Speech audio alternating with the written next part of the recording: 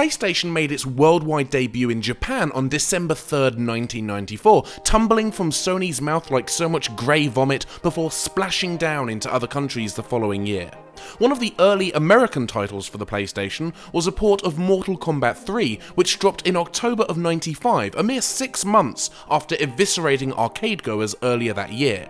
This port would eventually get released in Japan in June of 1996, just over half a year after its Western release, but 2 months later, Japan was treated to another Mortal Kombat game for the PlayStation, a brand new port of Mortal Kombat II.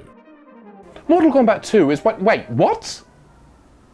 By this point, Mortal Kombat 2 was 3 years old and had already been ported to a number of systems, including the Sega Genesis, the Game Boy, and even the Amiga for some reason, but the most successful version was the Super Nintendo port, which, thanks to Nintendo relaxing their stance on violent content in video games, is every bit as gory and graphic as the arcade original.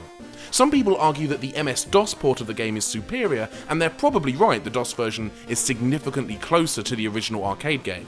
Of course, both ports have been surpassed by the digital release of Mortal Kombat Arcade Collection for the PC, PS3 and 360, which also includes emulations of the original Mortal Kombat as well as Ultimate Mortal Kombat 3. But a port for the PlayStation? Released 2 months after a port of its sequel?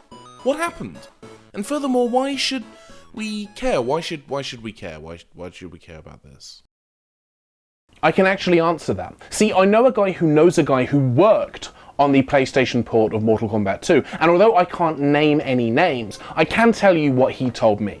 Now, apparently, allegedly, Mortal Kombat 2 was supposed to be a launch title or a near-launch title for the PlayStation when it dropped in the US, but executives at Sony took one look at the finished product and said, "This is shit," and instead asked them to do a port of Mortal Kombat 3, which is eventually what got released about 6 months after the PlayStation was released in the States. But how bad could the port have possibly been for Sony to actively turn down a release of the most popular arcade game of its time? And what led to it getting released in Japan a year later? On the surface, the game looks and indeed plays fairly faithfully to the arcade original.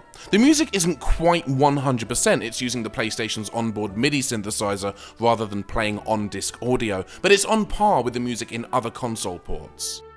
If you've played a home version of Mortal Kombat on any other system, you'll already be familiar with the controls. You've got your 4 face buttons there for your high kick, high punch, low punch, and all 4 of the shoulder buttons are mapped to block, so there won't be that awkward moment where you go to hit a shoulder button, nothing happens, and then you find yourself screaming in terror as a man with knives for hands rushes at you and tears out your cloaca. It's pretty simple and it handles more or less identically to the original arcade release, but great controls don't mean a bloody thing if the game decides to pause at occasional intervals and load data, and that's exactly what this port does. The game will stop the fight to load a sound effect or a bit of voiceover or even load visuals for a move, and we're not just talking fatalities here. Standard moves, regular moves you'll be performing often during a fight can all cause the game to stop for a moment and load data off the disc. Sometimes it'll pause to load a sound and then not even bother playing it, which is immensely frustrating. If you or your opponent are playing as Shang Tsung, it'll pause to load if you morph into another character as well, then it'll pause to load sound effects during that character's moves. The game does give you the option of disabling the voiceover in the morphs or limiting Shang Tsung's morphs to just his opponent players, but even after turning this stuff off, the game still has lengthy load times before a fight starts and even between rounds. This kind of delay is inexcusable in a fighting game, in a genre that is dependent upon fast thinking and lickety-split timing. It's really annoying to constantly have the flow of combat broken up by unexpected random pauses. Imagine fighting against an opponent who keeps pausing the game just before they perform a special combo or a massive attack. Yeah, it's that annoying. Speaking of opponents, the AI isn't especially intelligent either. The early Mortal Kombat games, particularly 2 and 3, are known for their relentlessly vicious AI, able to dodge or counter any attack, always walking forwards, always walking towards you, never stopping. TV Tropes actually refers to this sort of AI as an MK Walker named after the games. This brutally efficient AI made its way into most of the home ports, albeit in a simplified form, and you can see vestiges of that behaviour in the PlayStation port, but generally speaking, the AI opponents in this version are far more prone to fall for simple tactics and repetitive techniques.